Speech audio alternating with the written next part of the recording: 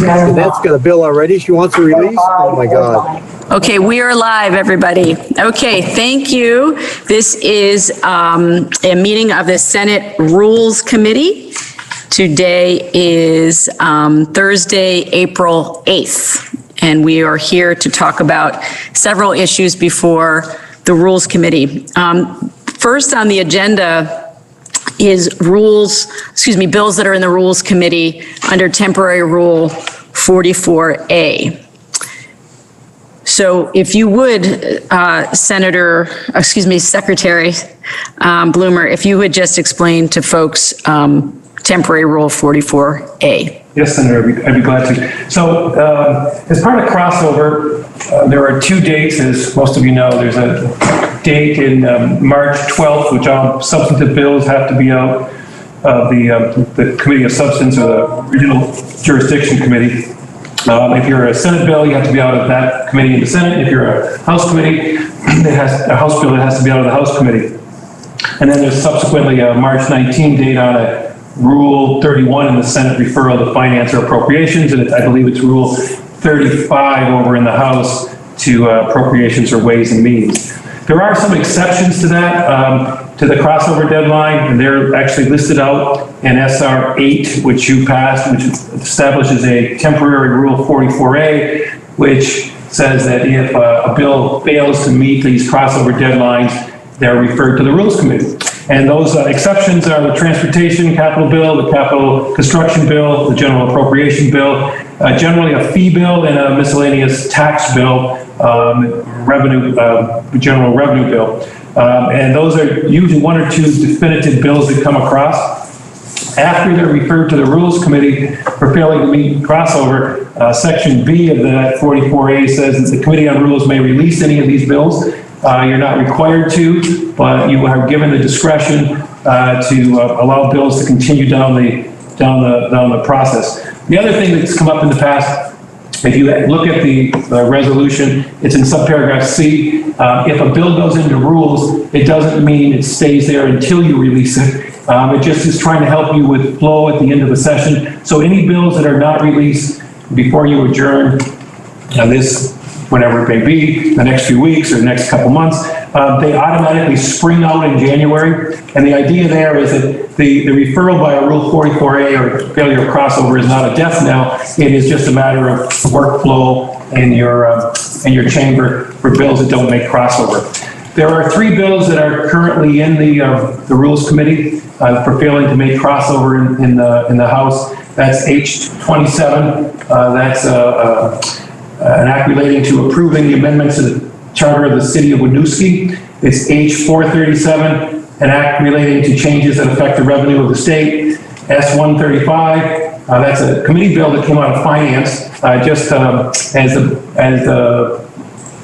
temporary Rule 44A and crossover apply to House bills. They also apply to Senate bills. And so that's a committee bill that your Finance Committee voted on, I believe, last Friday or maybe Tuesday. And so it was read the first time and referred into to the Rules Committee. And that deals with an act to separate the individual and small group insurance markets for plan year 2022.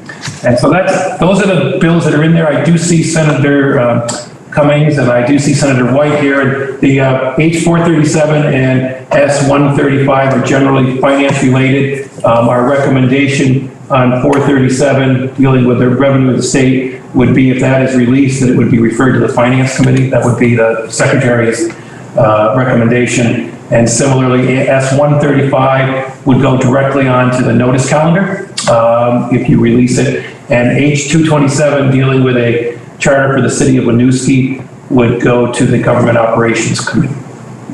Thank you, Secretary Bloomer. At this time, I'd like each of the two chairs that have joined us to speak to these bills so that we can get any questions answered that the Senate Rules Committee has. And for people watching this live stream, or if you watch in the future, Senator Clarkson, Senator Mazza, Senator Hooker, Senator Brock, and myself, Senator Ballant, we are the Rules Committee, and Senator Cummings and Senator White are coming before the committee because these bills interact with their committees. So if we could start with H227, which is an act relating to approval of amendments to the charter of the city of Winooski. Senator White? Thank you. There's been a little confusion around charter changes and whether they have to go to Rules Committee or not. And sometimes in the past they haven't, and sometimes they have. So I would, normally charter changes cannot even hit the House as a bill until after town meeting day. So it's highly unlikely that they would ever meet crossover. So given that, we've always released the charter changes so that we can acknowledge the work done by the individual towns. So I would ask that H227 be released and we take it up in our committee. Any questions for the Chair of GovOps, Senator White? At this time, I would entertain a motion to allow the rules. So moved, Yep. Senator Mazza. Yep. So I will, You don't need a second, do you? no, I do not. I'll now call the roll. Senator Clarkson, Yes. Senator Mazza, Yes. Senator Hooker, Yes. Senator Brock, Yes. and Senator Ballant. That is a vote of 5-0. Thank you, Senator White. Thank you very much. Bye. Bye-bye. And now to the Chair of Finance. Where'd you go? Oh, there you are. Okay. Senator Cummings, why don't we start with H437? And you're muted. You're muted, Senator Cummings. I really didn't come prepared to talk about 437. Okay, It is the revenues, and I know we were waiting for it, so we would love to have it. We Right. don't have that many.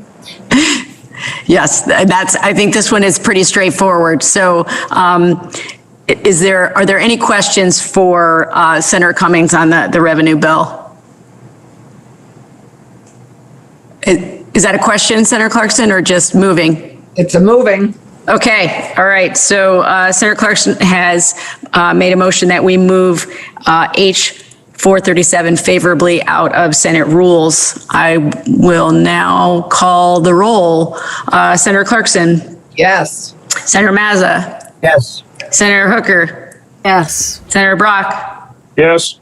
Senator Ballant, myself, that makes a vote of 5-0. Sorry about that curveball, Senator Cummings. The one that I know you're keenly interested in as well is S135. And I think it would be great for Senate rules to hear a little bit more about this bill. It's an interesting opportunity we have here. I think they would like to hear some of the details. Okay, this is the one I came prepared to talk about, and we did violate the rules. The reason being that this issue was not brought to our attention until after crossover. This has to do with ARPA changes to the health insurance market, and this was brought to our attention by the healthcare advocate. It is also supported by the Chamber of Commerce and Blue Cross Blue Shield. I think this is the first time we've had an insurance market issued supported by basically everyone involved. In the past, we have combined small group market, which is basically small business, and the individual market, which are generally individuals who really need health insurance. They tend to have very high cost, and their insurance premiums tend to be very expensive. We've merged those two markets to the advantage of the individual market and the disadvantage of the small group in order to keep individual insurance premiums affordable, or as close to affordable as possible. In the past, on the exchange, and we're talking about exchange bills now, they went up to 400% of premium, and there was a limit of, I believe it was 8.5, no, it was actually 7, I think, percent of income. And then at 400% of poverty, you just dropped off and picked up the full rate. The ARPA has moved that 400% cliff up so far, it affects maybe one or two people. And it is limited to 8.5% of income. So we pretty much have protection on the individual market. And it is estimated that if we separate them from small group, everything else being equal, which is a big if in insurance, there should be a $17 million offset for the small group, but the small group should benefit. Pharmaceutical costs, other things may mean that they will pay less of an increase, but it will be less for small businesses if we separate them. We looked at this 2 years ago, and the study came back and said if we separated these two markets, there would be a 7% drop in rates for the small group and a 5% increase in the individual market. And we didn't move forward at that time. But this one would do it. Time is of the essence because the insurance companies have to submit their rates in May to Green Mountain Care so that everything can be finalized by August so that we can have this up and running for next year. We can't do anything about this year. And this is that 1 year only. If ARPA continues, we will continue it. If they jiggle with the rates, then we'll assess at that time and see if it's worth keeping them separated. But at this point, Blue Cross says they can do it. Other companies say, well, it'll take some work. It may take some work and maybe a little money at Green Mountain Care. That's still being debated, but it will help our small businesses. So we'd like to get it moving. Questions for Senator Cummings? Clarifications? Okay, at this time, if there are no questions or concerns, I would entertain a motion to move S-135 favorably out of rules. Senator Clarkson, is that a motion? It is indeed. Thank you, Senator Clarkson. I will now call the roll. Senator Clarkson? Yes. Senator Mazza? Yes. Senator Hooker? Yes. Senator Brock? Yes. And myself, Senator Ballant, that is a vote of 5-0. Thank you so much, Senator Cummings, for joining us. Questions, Senator Clarkson? Yes, I have a question once we're done with our immediate business. Okay, we have, I will make a note of it. We have something else we need to address at this time. Senator Cummings, you may go if you'd like, or stick around. No, I have a committee to run 1 minute ago, so. I thought perhaps, okay. Good luck. So next topic is a discussion of a resolution to continue concurrent electronic sessions and committee meetings if the governor lets end rather than simply modify his declared state of emergency on April 15th, 2021. So the Senate rules trigger on a declared state of emergency, and the adoption of a resolution would permit the continuation of the current progress through the end of the session or until the end of the year in case we decide to return in fall 2021, even if the declared emergency ends. So I'm going to turn to the Senate Secretary to see if I've got that right and anything additional to add. Thank you, Senator. Yeah, you have it perfect, pretty much. Your rule is, the House and the Senate took a little bit different tack. Last year, there was a temporary rule that triggered on the declared emergency by the governor. When you came back in January, you put in permanent rules, and they are 9A and 32A, and those trigger on a declared emergency. And so one of the issues or possibilities is that the current declared emergency runs through April 15th. It appears that the governor, at least from his press conferences, is planning to keep in some form some restrictions through July 1st, but I do not know whether or not that will be under a declared emergency or not. And so I spoke with President Pro Tem of concern that if all of a sudden the declared emergency went away, people would be scrambling to try to make sure you could continue remote if you so desired. So the idea would be that you have some flexibility by doing a resolution which has the rule, permanent rule 9A and 32A continue through the remainder of this year or through this session. There are pros and cons to both, and it really depends on what sort of flexibility you want as the Rules Committee or as senators. And to be blunt, it depends on what happens after you adjourn, maybe in May or maybe in June. If you have any inclination that there might be potentially having you come back before next January, my advice would be to have the resolution have the ability to continue electronic sessions through January 1st so that you wouldn't be scrambling whether there be a special session or whether there be some adjournment date that comes up. It could even be as straightforward as a veto session. I just don't want to see you suddenly having to come back if there's still some questions on the senator's minds as to health issues. Now, the other thing I will say is that if you did it all the way till January, you could still do away with it. Meaning, if your committees can still meet through electronically through January, if there was suddenly, say, a special session in October, the Rules Committee could still meet electronically and say they're planning to meet in person. So it gives you more flexibility having a resolution that continues for some time. And once again, if you could decide to do it just through whenever your adjournment is in May or early June, or you could continue it all the way in through January, and then it gives you some protection or some safety. Questions, comments? Senator Clarkson.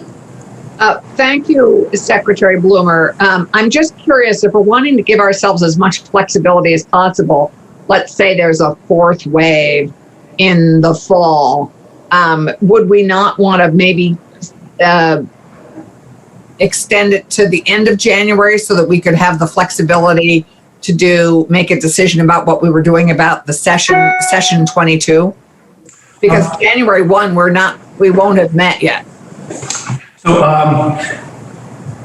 I'm not sure you have to go all the way to January, the end of January. That's really for you to decide. You could do it that first Friday you're back. Sometimes you come back on a Tuesday, sometimes you come back on a Wednesday. And so if you wanted some flexibility there, my suggestion would be it continued up through that Friday, and then you could pass a resolution to continue it longer or to... I think that's a little wiser than January 1st, just that gives us the flexibility of actually meeting when we meet. I mean, to discuss it. I mean, to have made a decision. Right. Other questions or comments? So, John, can you help me with what the motion would be at this point? So this is the way I think it's the easiest way to do it would probably be to have the Rules Committee introduce a resolution. So it would be just like a committee bill. Okay. And I can circulate it if you like ahead of time. I'm going to try to draft it so that those two rules continue as they are, even if there's not a declared emergency, up through that first Friday in January. It would then... It's January 7th. Through January 7th. Okay. And then it would be introduced potentially tomorrow. It would go on the calendar for action probably next Tuesday. But I could draft something up. And so the motion would be for the Rules Committee to introduce a resolution extending the electronic session, concurrent electronic sessions and committee meetings through January 7th. Okay, I see no more questions or comments. I would entertain a motion. I had a question. Oh, you do? Okay, Senator Clarkson. Right, I'd asked if I could. Of course. I would like to know what is S99 in are we expecting S99 to come into rules? Are we, Oh, okay, so I'm sorry, yeah, so, that's sort of back on the first topic. My understanding is that judiciary may have voted out S99. It is not unheard of for the Rules Committee to pre-approve. And so if that, I don't know what S99 is, I believe when we've received it this morning from the reporter of that bill, and so that bill Statute of will go limitations. into the Rules Committee. right, And so I believe it's the Kern-Hatton bill, the statute. It's statute of limitations on child abuse. It's not specific to any particular. Right. Okay. And we, so the question, we've kind of went back and forth and I may have misunderstood. So your question is, has this committee historically ever approved a bill before it's come out and gone in? And the answer is yes, you may do that. If the committee wants to wait till it comes in, they may, or the committee in the past has sometimes given an approval or an exemption from Rule 44A, and you have the power to do that if you want to. So speaking of the chair, I personally would be more comfortable having the chair of the Committee of Jurisdiction come to Senate Rules and talk to us about S99. I think a pre-approval at this point, I think would be premature. Great. I just wanted to, Yep. people could ask me about it. I appreciate the clarification, Senator Clarkson. Anything else before we move on the item before us?